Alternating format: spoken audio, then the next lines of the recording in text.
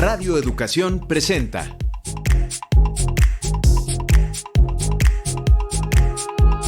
Datos y hechos, información y análisis confiables. Hoy conversamos sobre los desafíos del sistema fiscal en México con Diego Merla, secretario técnico de la Comisión Independiente para la Igualdad con Justicia Fiscal y coordinador estratégico de Justicia Fiscal en Oxfam, México. En nuestro reportaje, Menstruación Digna Ya. En Libre Expresión analizaremos el futuro de Gaza en la mente retorcida de Trump y Netanyahu. En el panorama internacional, 80 años de la ONU, en caída libre. Deseamos que disfrute de la música seleccionada para el día de hoy. Muy buena tarde. Soy Alma Lilia Martínez y a nombre de todo el equipo de producción le invito a que nos acompañe los siguientes minutos con lo más relevante de la información generada en esta semana. Usted puede ponerse en contacto con nosotros a través de un mensaje por WhatsApp al número 5512 33 29 15. Si nos escucha en Facebook o YouTube de Radio Educación, puede escribirnos también un mensaje. Nos interesa su opinión. Ahora demos paso a la entrevista.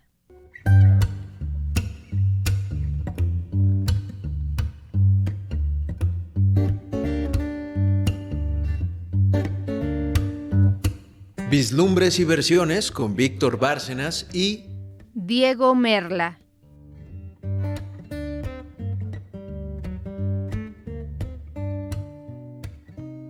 Cada año se agudiza la discusión en torno a la hacienda pública y las necesidades de presupuesto que las diferentes dependencias de la administración pública pues requieren para consolidar sus objetivos. Recientemente en el Colegio de México se celebró el seminario Desafíos del Sistema Fiscal. De este encuentro, las ideas y retos que se evidenciaron en este espacio, conversamos esta tarde en Datos y Hechos con Diego Merla. Él es secretario técnico de la Comisión Independiente para la Igualdad con Justicia Fiscal y también es coordinador estratégico de Justicia Fiscal de Oxfam, México. Diego, buenas tardes, bienvenido a este espacio. Muchas gracias, Víctor. Encantado de estar por aquí contigo y con tu audiencia.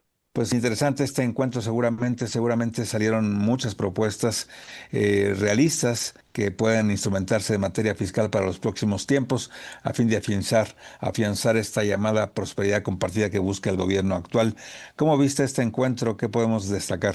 Exacto, pues eso, Víctor, lo que ya decías, creo que fue un espacio muy provechoso en donde pudimos escuchar propuestas muy diversas y además en varias índoles, es decir, no solo en términos de cómo mejorar la recaudación de México, que históricamente es un país que ha recaudado poco, recauda en América Latina, y en ese sentido hubo muchas propuestas como para pensar en una reforma fiscal que necesitamos y en qué reforma fiscal necesitamos, ¿no? Y eso es lo que a mí me dio mucho gusto, que pude notar que había personas de la academia, también de sociedad civil y muchos grandes consensos, ¿no? En cuanto a esta necesidad de una reforma fiscal que promueva el crecimiento incluyente, que vaya hacia la prosperidad compartida, pero que sí nos permita recaudar más y mejores recursos de forma progresiva, es decir, buscando que las personas de mayores ingresos aporten más, y también reformas al gasto público para hacerlo más eficiente, más transparente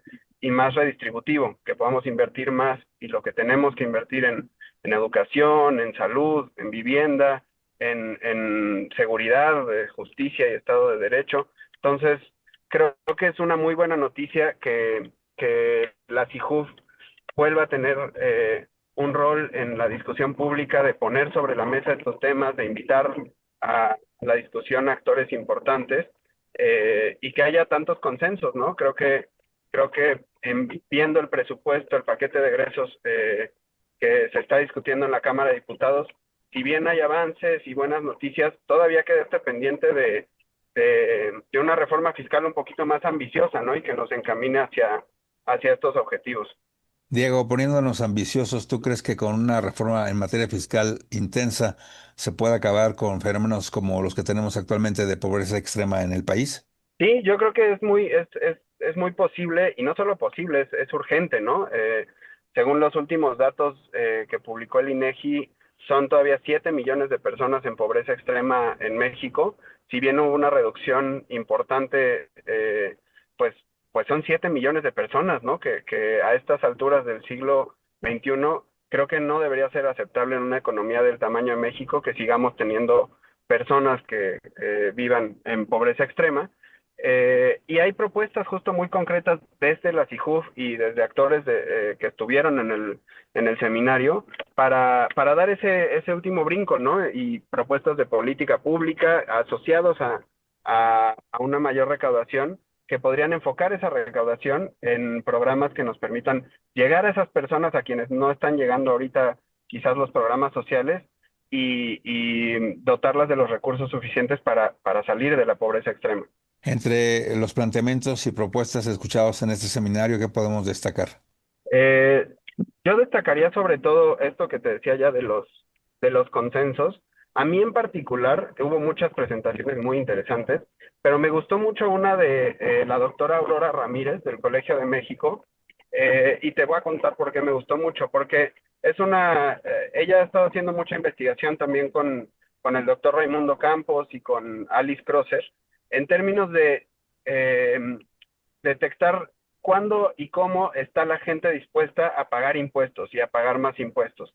Y ellos tienen hallazgos muy interesantes de que la gente sin duda está dispuesta a pagar impuestos. Creo que esto habla mucho del espíritu generoso y solidario que tenemos las y los mexicanos, sobre todo cuando están asociados a objetivos claros, tangibles y que son importantes para la gente de gasto público. Por ejemplo, ellas hallan que la gente está dispuesta a pagar alrededor de 800 pesos más en impuestos, con tal de que la temperatura global no aumente más de 2 grados centígrados, que es un objetivo que a todas nos interesa, ¿no? La crisis climática, vemos ya muchas de sus consecuencias en nuestro día a día, y es fundamental que como sociedad, como todo el mundo nos pongamos de acuerdo en políticas que permitan parar este aumento en la temperatura global y parar todos los desastres que vendrían con el aumento, ¿no? Entonces la gente está muy dispuesta a aportar recursos para contener y para mitigar los peores efectos de la crisis climática. Y eh, pensado, además de la crisis climática, podemos pensar en otros objetivos que son comunes a toda la sociedad y para la cual estamos dispuestos a aportar. Por un lado eso, cuando es claro cuál es el destino de los recursos, y por otro lado, cuando es claro también que la aportación de recursos por parte de cada persona y cada empresa es justa. Es decir, cuando las personas que más tienen ponen lo que les corresponde, entonces en general toda la sociedad se vuelve más dispuesta a aportar cada quien su cachito, ¿no? Entonces, creo que esa es una de los hallazgos que compartió ahí la doctora que yo destacaría, además de este consenso general de que se necesita una reforma fiscal y que la discusión tendría que ser, ok, ¿qué tipo de reforma queremos, no? La CIJUF propone una reforma que se enfoque justamente en la equidad horizontal, en la progresividad, en la transparencia, efectividad y eficiencia del gasto, pero hay propuestas muy diversas que todas creo que se encuentran mucho en ese objetivo de recaudemos mejor y gastemos mejor. Diego, por otra parte, ¿cómo hacer para tener un gasto más eficiente, dado que la recaudación pues ya se reconoce no es tan abundante? ¿Sería necesario redireccionar los pocos recursos para resolver mejor las necesidades de gasto del gobierno federal? Sí, creo que ese es otro punto que yo destacaría también de lo que se discutió en el seminario. Me parece que hay un consenso importante en que tienen que atenderse las dos cosas. Es decir, sí necesitamos recaudar mejor, pero también es muy importante hablar de cómo estamos gastando, ¿no?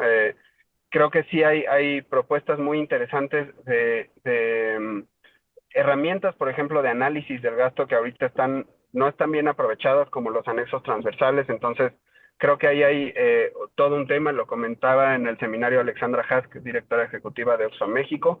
Es muy buena noticia que ya haya un anexo, por ejemplo, para etiquetar todo el gasto que se va a los cuidados y a la provisión de servicios de cuidados en México, pero nos falta avanzar también en metodologías que nos permitan entender perfectamente qué dinero se está asignando a esos anexos y evaluar a lo largo del tiempo si las prioridades que el gobierno tiene en la narrativa se están reflejando en el presupuesto, ¿no? Y creo que ahí habrá mucho de qué hablar también ahora que viene la COP30, en donde Claudia va a presentar los objetivos en cuanto a política ambiental de México y los compromisos que va a asumir para alcanzar los compromisos de México en el marco del Acuerdo de París. Pues será muy interesante analizar cómo se apareja esos compromisos con, con el presupuesto que le vamos a destinar a cumplirlos, ¿no? Entonces, creo que sí hay una conversación muy importante en cuanto a cómo estamos gastando, en qué estamos decidiendo gastar y en qué tendríamos que estar gastando más, que podríamos aparejar justamente con cuánto dinero más necesitamos para poder cubrir esas necesidades de gasto, que son muchas y se multiplican, ¿no? Las pensiones cada vez crece más el gasto, las participaciones a estados y municipios y luego también el servicio de la deuda, pues nos dejan muy poquito margen de maniobra, hay que ver cómo ampliarlo. Seguramente se discutió también en este seminario, pues en torno a este concepto de justicia fiscal. ¿Hay algún consenso al respecto? Sí, creo que a mí me dio mucho gusto que justamente, bueno, no solo la CIJUF lleva en su nombre la justicia fiscal, sino que dentro de todo el seminario, pues era un poco el lente, ¿no? La lupa a través de la cual se miraban los problemas y los desafíos del sistema fiscal en México. Ese es el lente de justicia, de cómo hacemos un sistema fiscal, hacendario y después económico que sea justo y permita pues eso, llegar a estos objetivos que ya mencionábamos de prosperidad compartida y de crecimiento incluyente. Diego, hay una normatividad para consolidar la justicia fiscal que tiene que ver y hacer referencia a una cuestión intergeneracional, porque no es lo mismo destinar recursos a un segmento de la población o las necesidades que tenga otro. ¿También se habló acerca de ello? Sí, Héctor Villarreal, que es miembro de la comisión y también doctor, profesor de la Escuela de Gobierno del Instituto Tecnológico de Monterrey, y Alejandra Macías, directora ejecutiva del CIEP, ambos hablaron de temas que son muy fundamentales, ¿no? Para conseguir la justicia intergeneracional y que es poco analizar esto de cuánto dinero estamos destinando a cada generación, qué le vamos a dejar a las generaciones futuras y cuánto estamos destinando a garantizar el bienestar de infancias, pero también de personas mayores. Es decir, ahorita sí hay un poco una priorización dentro del presupuesto. En el presupuesto pesan mucho más las pensiones que el gasto que se destina a infancias, a los primeros años, adolescencias, que creo que es parte de las discusiones que se tienen que dar, ¿no? ¿Cómo hacemos que la asignación de los recursos públicos y el presupuesto tenga una perspectiva también de justicia intergeneracional? Por otra parte, preguntarte cuál ha sido la apertura que tiene el gobierno de la presidenta Claudia Sheinbaum. Ya tiene un año al frente del ejercicio del poder. ¿Qué tanto se han redireccionado sus decisiones para acercar, si no una reforma fiscal, por lo menos modificaciones que vayan en tal sentido? Yo creo que hasta ahora la presidenta pues ha mantenido un poco su compromiso de dar continuidad con cambio a lo que ya sucedía en la administración pasada. En ese sentido, pues varias veces ha dicho que no planea hacer una reforma fiscal profunda en el futuro cercano. Sin embargo, sí hay ya movimientos buscando recaudar más, ¿no? O ver de dónde sacan más recursos. Está el tema aduanero, está el tema ahora del IEPS a alcohol, a tabaco, incluso a videojuegos, ¿no? Con contenido violento que puede ser polémico. Yo creo que justamente lo que pensamos en Oxfam y en la CIJUF es que es una conversación que se va a tener que dar más temprano que tarde. Y cuando se abra esa conversación desde el gobierno, queremos estar listas con evidencia sustentada en datos sólidos, con propuestas muy concretas para poder aportar a esa discusión, ¿no? No es una discusión que esté abierta ahorita, el gobierno está buscando otras alternativas, pero sí creemos que es una discusión que se va a tener que dar y para esa queremos estar listas y listos con toda la evidencia en mano. El año pasado, Diego, cuando ustedes anunciaban el inicio de actividades de la Comisión Independiente para la Igualdad con Justicia Fiscal, se señalaba que el 1% más rico de la población tiene o concentra el 26% del ingreso y el 47% de la riqueza total que tiene México. ¿Ha cambiado algo de un año para acá? No tenemos todavía nuevos datos de un año para acá con respecto a la concentración del ingreso y la riqueza, cuando menos no de esa fuente, ¿no? Que era el Observatorio Internacional de la Riqueza. Sin embargo, sí hay un dato importante de la ENIG, que no es de la CIJUB, lo sacamos en Oxfam, México, junto con el Instituto de Estudios sobre la Desigualdad, que apunta que más o menos una tercera parte del ingreso lo concentran las personas, el 1% de personas de mayor ingreso del país. Entonces, el ingreso total del país, una tercera parte se lo queda el 1%. No son necesariamente 100% comparables, porque son dos maneras distintas de calcularlo, pero creo que es un dato que apunta hacia el mismo lugar. En México todavía tenemos una concentración del ingreso importante, una desigualdad de ingresos y de riqueza que es de las más altas en la región y en el mundo, y que creo que sí es un tema pendiente que atender, ¿no? Ya ha habido muchos avances importantes en la reducción de la pobreza, pero nos falta ese otro lado de la moneda. ¿Cómo le hacemos para distribuir mejor el ingreso a lo largo de toda la población y que no se concentre solo en el 1% de mayores ingresos? ¿Esta cifra de 11 millones de mexicanos que salieron de la pobreza es real o tiene sus entrilingües para a fondo creerla?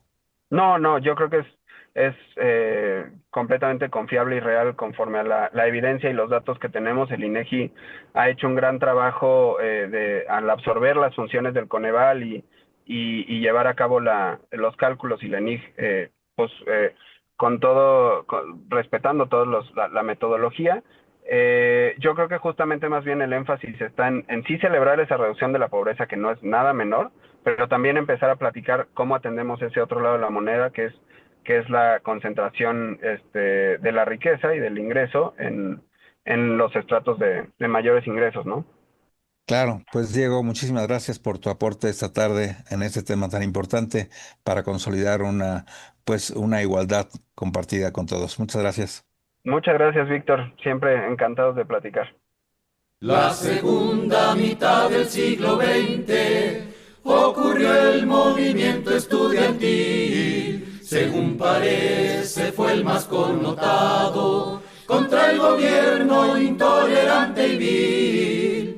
Vivíamos el milagro mexicano, crecía nuestro Producto Interno Bruto y el ejército andaba por las calles, sembrando en muchos hogares el luto. Ese tiempo supuestamente de auge, el priismo convertido en gobierno, generaba un ambiente represivo. Todo México parecía un infierno.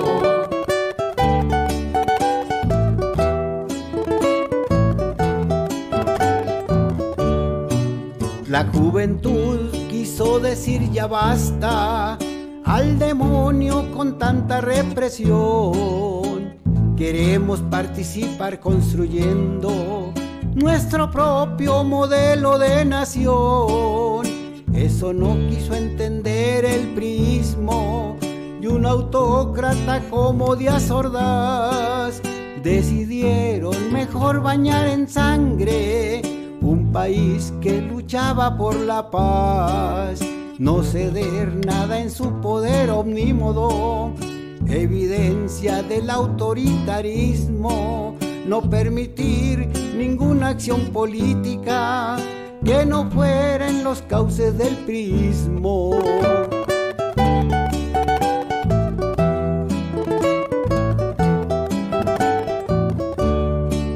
68 días marcó el gobierno, del 26 de julio al 2 de octubre, para mostrar su rostro en la Olimpiada, que en Tlatelolco de sangre se cubre.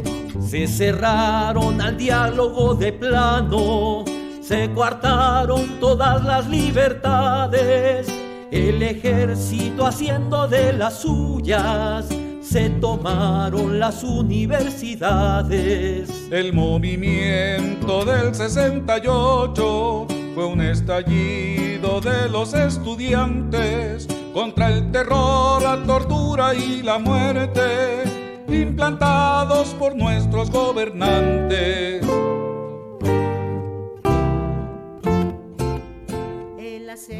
Agradecemos a Diego Merla, secretario técnico de la Comisión Independiente para la Igualdad con Justicia Fiscal y coordinador estratégico de la Justicia Fiscal en Oxfam, México, por narrar los pormenores del Seminario de Desafíos del Sistema Fiscal y las propuestas que de ahí surgieron para que la recaudación de impuesto sea más efectiva y cambiar la reforma fiscal que promueva el crecimiento incluyente y que se recaude más con los que más ganan.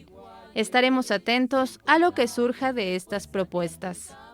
Y no podíamos dejar pasar la conmemoración del 2 de octubre de 1968, y para ello escuchamos la canción El Movimiento Estudiantil, de Cruz Mejía, interpretada por Silverio Jiménez, Cruz Mejía, Segundo Mejía, Adriana Velasco, Aide Jiménez, Amelia Escalante, Rosa Hernández, David González y Alejandro Ávila.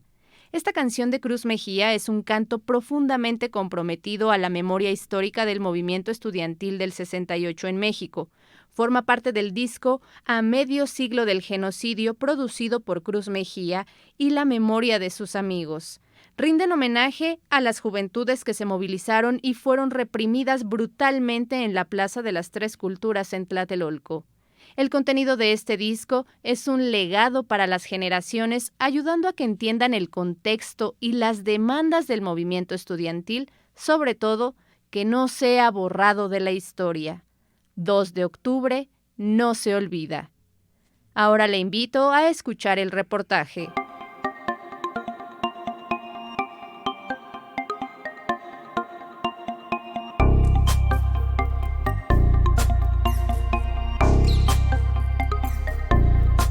Conexión informativa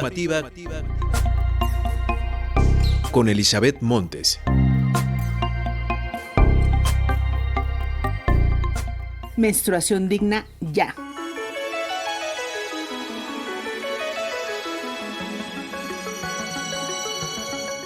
Organizaciones civiles, legisladoras y organismos de derechos humanos y contra la discriminación han conformado un Frente Nacional para trabajar por el derecho a una menstruación digna en todo el país. Se busca que este frente sea punta de lanza en la garantía de los derechos de las niñas, adolescentes, mujeres y personas menstruantes. Y es que la menstruación, a lo largo de la historia, ha estado rodeada de tabúes que fomentan la falta de información. Eso ha impactado en la falta de acceso de servicios adecuados, lo que a su vez obstaculiza el ejercicio de algunos de los derechos de las mujeres, como los sexuales, reproductivos y de salud. Geraldina González de la Vega, titular de COPRED, Consejo para Eliminar la Discriminación en la Ciudad de México, habla sobre los retos de impulsar la gestión menstrual para todas las mujeres de México, una iniciativa que comenzó desde 2020. Tenemos claro que la gestión menstrual está lejos todavía de ser digna para todas las mujeres y personas que menstruan. Tenemos claro, y en ese momento teníamos claro, que pagábamos impuestos injustos por la adquisición de productos de gestión menstrual. Afortunadamente eso cambió unos años después, pero en ese momento era uno de los ejes de trabajo que todavía sabemos que, pues tenemos que vencer varias barreras que tienen que ver con la cuestión relacionada con la pobreza menstrual y que pues sabemos que hay una falta de acceso a la información, una falta de acceso a los servicios de salud dignos, y en ese sentido, pues el trabajo que hemos venido haciendo desde el Consejo de la mano de la sociedad civil ha sido fundamental para poder tener información clara y sobre todo datos contundentes sobre cómo las mujeres y personas que menstruan pues están gestionando su menstruación.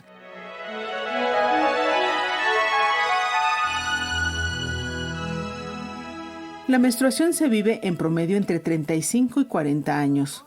Cada mujer en edad de menstruación usa aproximadamente 200 toallas sanitarias al año. Contemplando que el tiempo promedio en la duración del periodo menstrual es de 5 días, esto significa que las mujeres pasamos unos 6 años de nuestras vidas con la regla. Y no siempre se cuenta con los recursos o instalaciones adecuadas para su atención debido a la pobreza menstrual, concepto al que nos acerca Geraldina González de la Vega, titular de COPRED.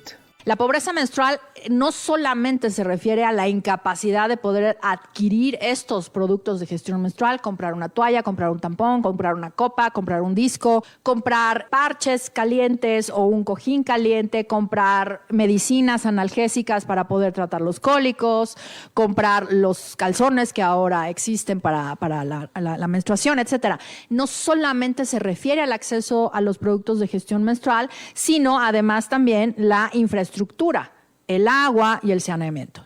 El hecho de que exista pobreza menstrual nos lleva a hay desigualdad, por lo tanto hay pobreza menstrual, y al haber pobreza menstrual, pues hay desigualdad en el acceso a derechos, y esto se convierte en un círculo que impide a las mujeres, a las niñas, a las personas que menstruan acceder a sus derechos en igualdad de circunstancias.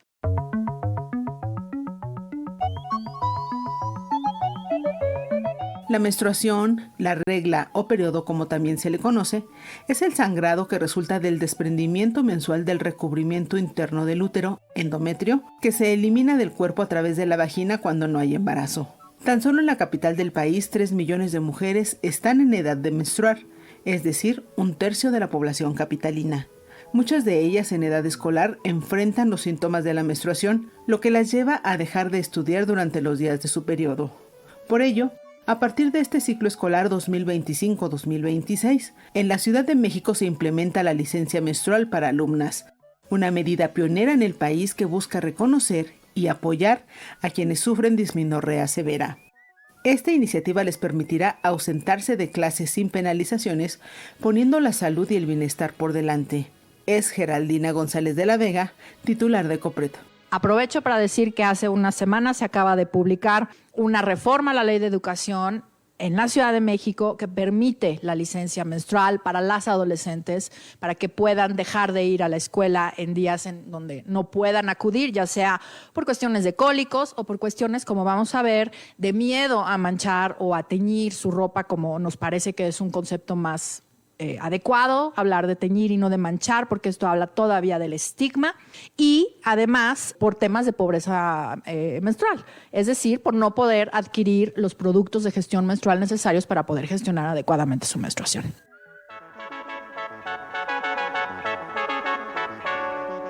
La regla la vive más de la mitad de la población de México y el mundo. Por esta magnitud se busca hacer del tema de la menstruación un tema de salud pública. En nuestro país, la diputada federal por Morena, Marisela Zúñiga, ha enarbolado tanto en el Congreso capitalino como en San Lázaro la bandera de menstruación digna ya, que ahora busca que las 32 entidades del país garanticen una gestión menstrual digna en todos los ámbitos en los que las mujeres se desarrollan.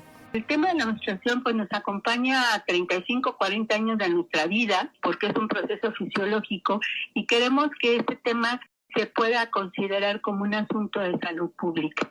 Ya llevamos ahorita 11 iniciativas presentadas en ese tema que impactan algunas leyes como la de salud, la de niñas, niños y adolescentes, la de las mujeres a una vida libre de violencia, turismo, laboral, en fin, son 11 iniciativas.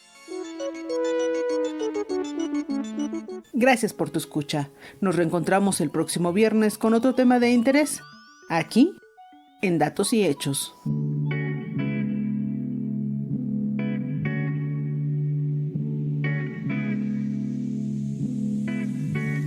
Como la luna aparece en el cielo, como la marea que viene y va, como las flores que nacen y mueren, así mi cuerpo cambiando está. A veces me siento como primavera, a veces solo quisiera llorar. Hay días que cruzo montañas enteras, días que solo quiero descansar. La vida tiene ciclos y mi cuerpo también. Emanan mis fluidos desde mi florecer. Siempre en mi vientre varias semillas para guardar, y cada mes me germinan flores rojas como mi sangre menstrual. Lavo en la luna, siempre en mi vientre varias semillas para guardar, y cada mes me germinan flores rojas como mi sangre menstrual. Mi sangre no es sucia, mi sangre no es ninguna enfermedad, no es ningún secreto, no es para tener vergüenza, no me vuelvo impura, no huelo mal. Con mi sangre puedo pintar con mi sangre puedo manchar. Puedo olerla, tocarla y sentir que tengo vida creciendo en mí. Puedo ir en bicicleta, puedo bailar, puedo tocar mis plantas y cocinar. Puedo cortarme el pelo, meterme al mar, puedo subirme a un árbol, puedo cantar.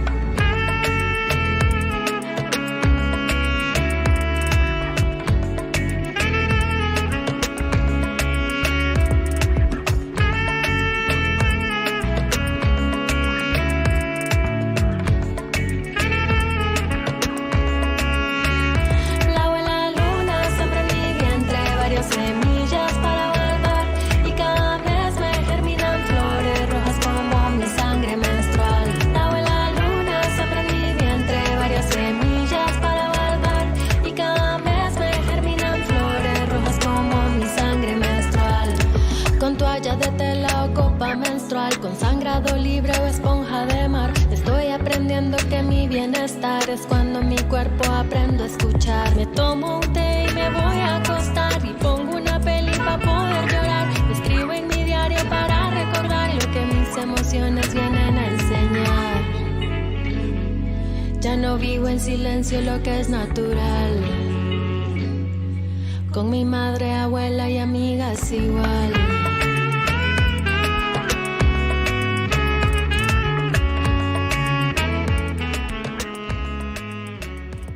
La sociedad civil ha luchado para que la menstruación sea digna para todas las mujeres y personas que menstruan, pero es necesario romper barreras como falta de acceso a la información, servicios de salud dignos, acceso para los productos de gestión menstrual, el agua y saneamiento. Mientras que esto no suceda, no se podrá acabar con la pobreza menstrual. Hay avances y trabajo con iniciativas que requieren de aprobación en las cámaras y es necesario más trabajo para que se llegue a la igualdad de circunstancias. Flores Rojas es la canción que acabamos de escuchar de Rebecca Lane, una rapera, poeta y socióloga guatemalteca, reconocida por su activismo feminista y su compromiso con los derechos humanos. Fusiona rap, spoken word y ritmos latinos con letras profundas y combativas. Flores Rojas es una canción que habla sobre la menarquía, la primera menstruación, desde una perspectiva amorosa, poética y liberadora. Rebecca Lane la compuso pensando en lo que a ella y a muchas niñas les habría servido para vivir ese momento con menos miedo y más acompañamiento. La canción desmitifica la menstruación, rompe con los tabúes y el silencio que rodean la sangre menstrual. Muestra la menstruación como parte natural del ciclo vital, conectada con la luna, el mar y la naturaleza. Es más, celebra el cuerpo. Flores Rojas forma parte de un proyecto más amplio que incluye murales, talleres y acciones públicas impulsadas por Guatemala en una colaboración con Nana Luna y Niñas Furia. Usted escucha en Radio Educación el programa Datos y Hechos, Información y Análisis Confiables. Puede comunicarse con el equipo de producción a través de un mensaje de WhatsApp al número 5512-332915 o si nos escucha en Facebook o YouTube de Radio Educación, puede escribir un mensaje. Nos interesa su opinión. Está lista nuestra siguiente sección. Libre Expresión con Víctor Bárcenas.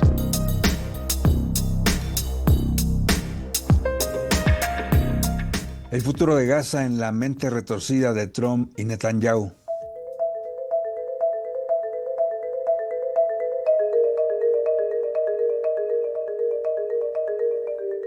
Gaza es de los palestinos, no de sus asesinos. Esta consigna que circula profusamente en redes sociales mundiales parece que no la leen, ni la quieren leer ni escuchar quienes se quieren apoderar del histórico bastión palestino de Gaza, hoy bajo la amenaza de genocidio por parte de Israel con el pleno aval de Estados Unidos. El acuerdo de una supuesta búsqueda de paz para Gaza fue anunciado esta semana por Donald Trump tras su encuentro en Washington con Benjamin Netanyahu, el premier israelí, quien, no hay que olvidarlo, tiene una orden de detención por crímenes de guerra y contra la humanidad ante la Corte Penal Internacional. Esta propuesta de paz de Washington y Tel Aviv evidencia esencialmente sus intenciones neocoloniales propias de mentes retorcidas. El clamor de la sociedad civil mundial por terminar con el genocidio israelí en Gaza les tiene sin cuidado a Trump y Netanyahu, pese a que han perdido la narrativa y no hay manera de negar la muerte y destrucción que sus planes tienen para el futuro del pueblo palestino.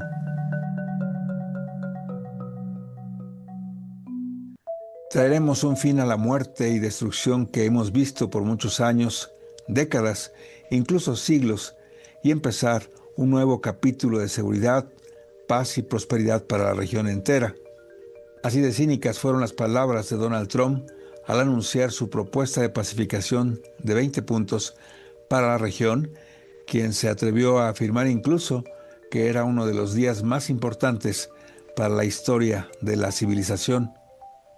Entre las propuestas lanzadas por Trump en contubernio con Netanyahu figuran planteamientos como la liberación en menos de 72 horas de los rehenes que aún están en poder del radicalizado grupo Hamas, el desarme y desmovilización del grupo militante palestino, la eliminación de túneles e infraestructura de combate de Hamas en Gaza. Prácticamente se le está pidiendo una rendición a Hamas y supone que se les ha derrotado militarmente por parte de la embestida bélica del sionismo que gobierna Israel.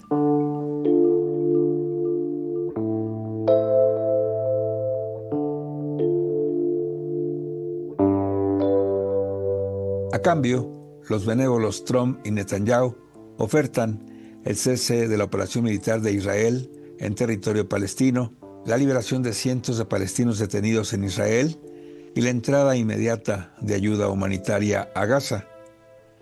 La propuesta de Trump incluye el establecimiento de una junta de paz a fin de supervisar la puesta en operación del acuerdo de pacificación encabezado por el propio Donald Trump, quien se cree merecedor incluso de obtener el Premio Nobel de la Paz por su descabellado planteamiento, supuestamente para poner fin al conflicto.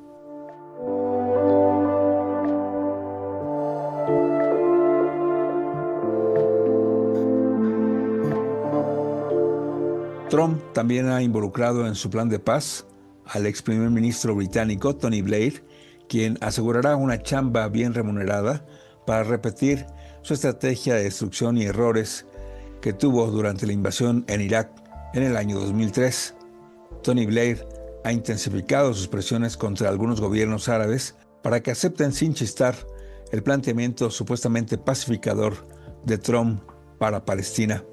En la ruta contraria al reconocimiento creciente de la ola mundial del Estado de Palestina, una Palestina independiente, ya ratificada por más de 150 países, esta propuesta de paz de Trump y Netanyahu, sin lugar a ninguna duda, busca prolongar el colonialismo sobre el pueblo palestino.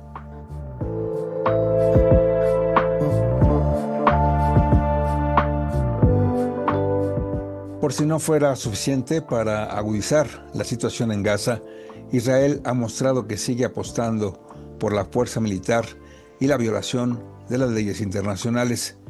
Sigue masacrando a la población civil palestina en la zona y en las últimas horas se atrevió a detener ilegalmente y secuestrar a activistas, ciudadanos del mundo, integrantes de la flotilla Sumud Global, a los que amenaza de muerte y les impide concretar la entrega de ayuda humanitaria y alimentos para los civiles en Gaza.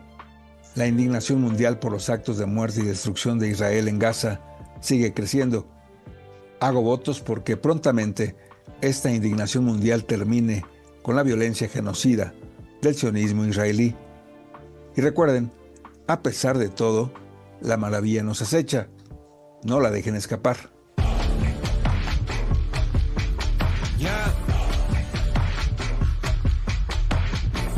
For something to fall for anything. I'm sick,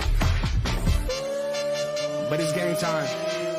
Hey, the world's on fire, we don't own no water, y'all.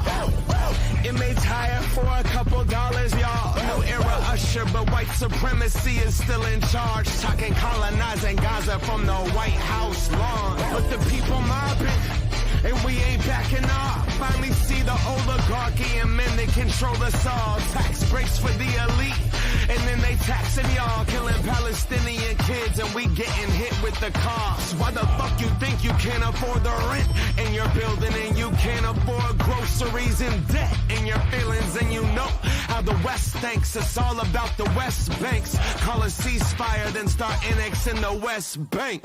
How you think Israel gets money for the best tanks, and Netanyahu loves Trump? He's like, yeah, thanks. That's your money, and yes, it's all connected, and they controlling your feed. The information that they censor, blocking hashtags. Can't say free Palestine. This 2 weeks in, think where we'll be around July. But you know us Americans, out of sight, out of mind, and they know it too. That's why they running game on our lives. But they got me fucked up. They got me fucked up. They got me fucked up.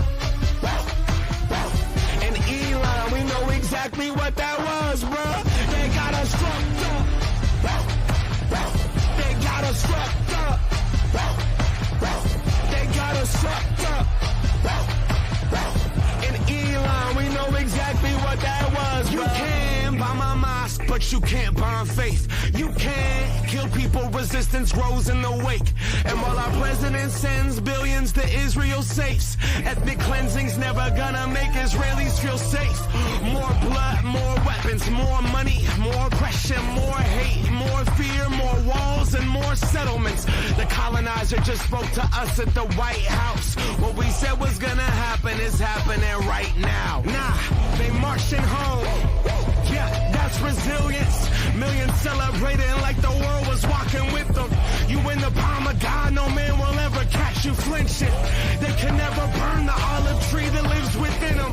The next 4 years, it's time to ride. Fuck ICE, free Congo, Sudan, and Palestine. If you still haven't said shit about the genocide, but your grandkids one day are gonna ask you why. They got me fucked. Agradecemos a Víctor Bárcenas por su análisis del plan entre Trump y Netanyahu. Un plan con imprecisiones, un plan sin garantías ni justicia. Deseamos que se ponga fin al horror que sufre la población de Gaza. En la música escuchamos la rola Fuck It Up, Todo está podrido, de Macklemore. La canción es una crítica directa al sistema político y económico global, con énfasis en el papel de Estados Unidos e Israel en conflictos como el de Gaza. Denuncia la supremacía blanca, el colonialismo, la manipulación mediática y la indiferencia social. Menciona explícitamente a Trump y Netanyahu. Es un canto de protesta que busca despertar conciencia sobre la injusticia y la complicidad silenciosa. Macklemore denuncia la colonización de Gaza desde la Casa Blanca y cuestiona el silencio ante el genocidio palestino. Se inicia una nueva era, pero la supremacía blanca sigue al mando. Hablando de colonizar Gaza desde el césped de la Casa Blanca, dice la canción. Artistas como Macklemore y Roger Waters denuncian este enfoque como colonial, genocida y profundamente deshumanizante. La canción en español dice: todo está podrido. Puedes bombardear una mezquita, pero no puedes bombardear la fe. Puedes matar gente y la resistencia crece a raíz de ello. Y mientras nuestro presidente envía miles de millones a Israel, cajas fuertes, la limpieza étnica nunca hará que los países israelíes se sientan seguros. Más sangre, más armas, más dinero, más opresión, más odio, más miedo, más muros y más asentamientos. El colonizador acaba de hablarnos en la Casa Blanca. Lo que dijimos que iba a pasar está pasando ahora mismo. No, marchan a casa. Sí, eso es resiliencia. Es momento de escuchar lo que sucede en un organismo internacional. Så mycket idéer och tankar och kurser man kan gå hur man vill. So Belle tells her father. Pasaporte Internacional a cargo de Ricardo Mercado Bravo.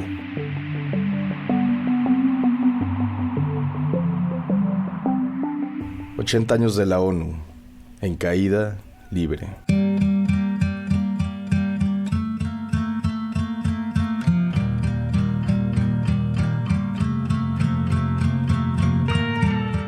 Durante milenios, grandes intelectuales, líderes religiosos y reyes han buscado la manera de unificar a la humanidad.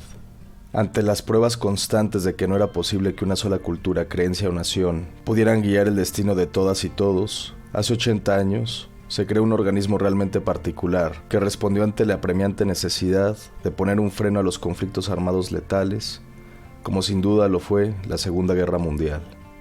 Por eso, hace 8 décadas, se creó la Organización de las Naciones Unidas. Pero ahora lo que ha sido una institución global ampliamente respetada, que ha prestado su podio a grandes personajes de toda índole, está en la peor crisis de su historia. La ONU se encuentra en una franca caída libre. Ante el avance de populismos que son herederos de aquellos que provocaron las guerras mundiales del siglo pasado, la credibilidad del organismo político diplomático más grande, representativo y ambicioso que ha existido está en su momento más bajo. Esto ha sido palpable en las imágenes y discursos de los representantes que han formado parte del arranque del 80º periodo de sesiones de la Asamblea General de la ONU, que arrancaron desde el 9 de septiembre y tuvieron su punto álgido en la última semana y media del mes pasado.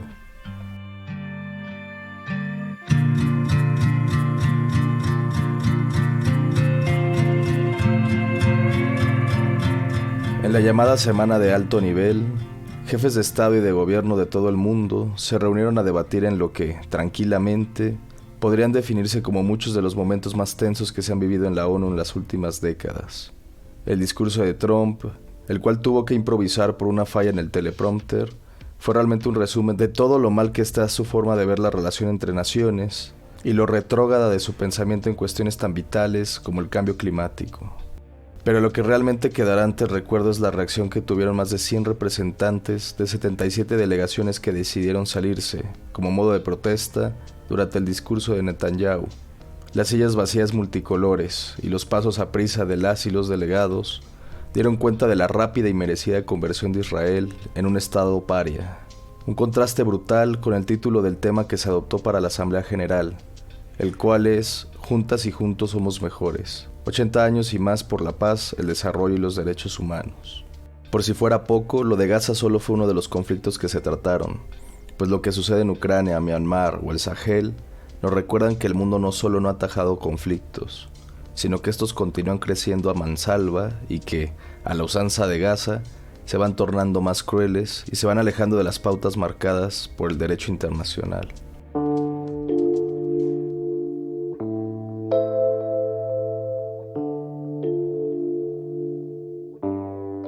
Por si fuera poco, la ONU atraviesa una dura crisis económica provocada por el contexto diplomático polarizado que hay entre naciones como China o Estados Unidos, y en especial por las disparatadas ideas que Trump tiene en torno al papel que debe tener su país en el contexto global. También es verdad que muchos países no están pagando las cuotas obligatorias para mantener a las Naciones Unidas o las retrasan como forma de presionar a la organización a darles un trato preferencial. Ante esto, Antonio Guterres, el secretario general del organismo, ha querido adelantarse a una crisis de mayor alcance al anunciar su plan ONU 80, que implica reducir el presupuesto global del organismo en unos $500 millones, además de un recorte presupuestario del 15% y el despido de alrededor del 19% del personal habitual.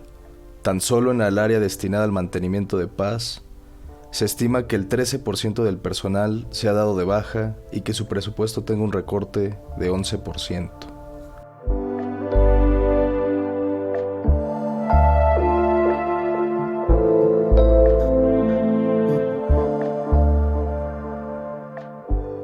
Por todos lados se ve un panorama negro, pero bien nos haría recordar que la ONU, a pesar de sus grandes limitantes y su terrible presente, se ha servido, y mucho, a muchas de las cosas positivas que tiene el mundo que hoy en día habitamos. No hemos vuelto a tener una guerra mundial y no se ha dado el caso de que, después de Hiroshima y Nagasaki, algún país haya utilizado armas nucleares. También se ha eliminado la viruela a nivel mundial y un protocolo, en específico el de Montreal, ha servido para frenar la destrucción de la capa de ozono. Además, la mortalidad infantil se ha reducido en un 60% desde hace 35 años y los derechos de las mujeres han ido incrementando exponencialmente a lo largo de los 80 años de historia de las Naciones Unidas. La ONU, que nació para evitar conflictos bélicos e impulsar el multilateralismo con base en reglas comunes, atraviesa, sin duda, un momento muy bajo en cuanto a su credibilidad. Es un organismo que necesita reformas profundas, que se apeguen a las necesidades y retos que presentan nuestros tiempos. Pero, a pesar de ello, no debemos olvidar la frase que dijo el sueco Dag Hammarskjöld, segundo secretario general de las Naciones Unidas en su historia. La ONU no fue creada para llevar a la humanidad al cielo, sino para salvarla del infierno. Muchas gracias por tu atenta escucha y comentarios. Nos encontramos aquí, en el Datos y Hechos de Radio Educación, el siguiente viernes.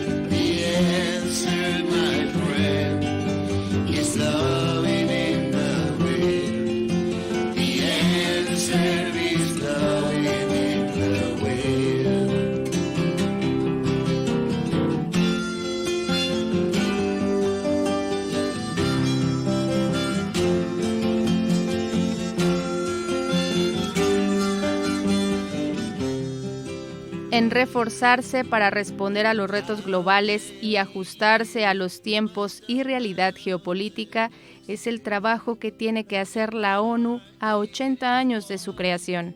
En la música escuchamos la canción Blowing in the Wind de Bob Dylan, escrita en 1962. Es uno de los himnos más emblemáticos de la lucha por los derechos civiles y la paz en el mundo. Su significado se despliega a través de una serie de preguntas retóricas que invitan a reflexionar sobre la injusticia, la guerra, la libertad y la indiferencia humana. Preguntas sin respuestas claras.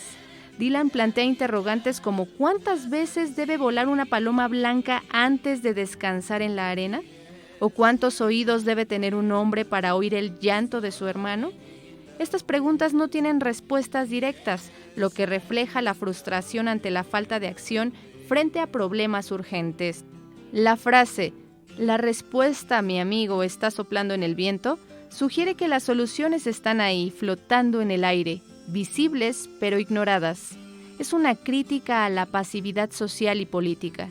Es una canción emblemática en el movimiento por los derechos civiles en Estados Unidos y del movimiento pacifista contra la guerra de Vietnam. La versión que escuchamos es interpretada por dos grandes del rock mexicano, Javier Batis, el Brujo, y Rodrigo González, el Profeta del Nopal. Es una adaptación intensa que conecta al espíritu contestatario de Bob Dylan con el contexto mexicano de los años 80. Fue grabada en el disco Radio Complacencias de 1985, donde Rodrigo acompaña a Batis con guitarra y armónica. En manos de estos dos artistas, la canción adquiere una nueva dimensión. Las preguntas de Dylan se sienten dirigidas al México de la desigualdad, la represión y la búsqueda de justicia social. Rodrigo, conocido por su crítica social y su cercanía con los movimientos urbanos, refuerza el mensaje de la canción con una sensibilidad muy ligada al pueblo. Llegamos al final de esta emisión. Si no pudo escuchar completo este programa, puede sintonizar en el 1060 de AM, en donde a las 10 de la noche se retransmite.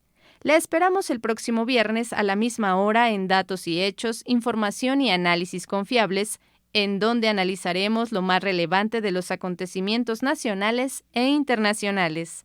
Se despide Alma Lilia Martínez a nombre del equipo de producción.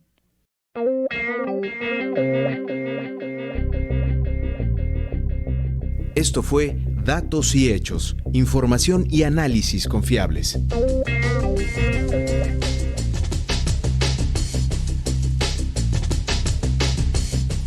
Participamos en este programa Servicio Social Gerson Muñoz, Jocelyn Reyes y Yael López. En el equipo de producción, Guillermo Lagarda Trillo, Erendira Salazar, Víctor Bárcenas, Elizabeth Montes, Ricardo Mercado Bravo, Sergio Bonilla, Alma Lilia Martínez y Laura Elena Padrón. Una producción de Radio Educación.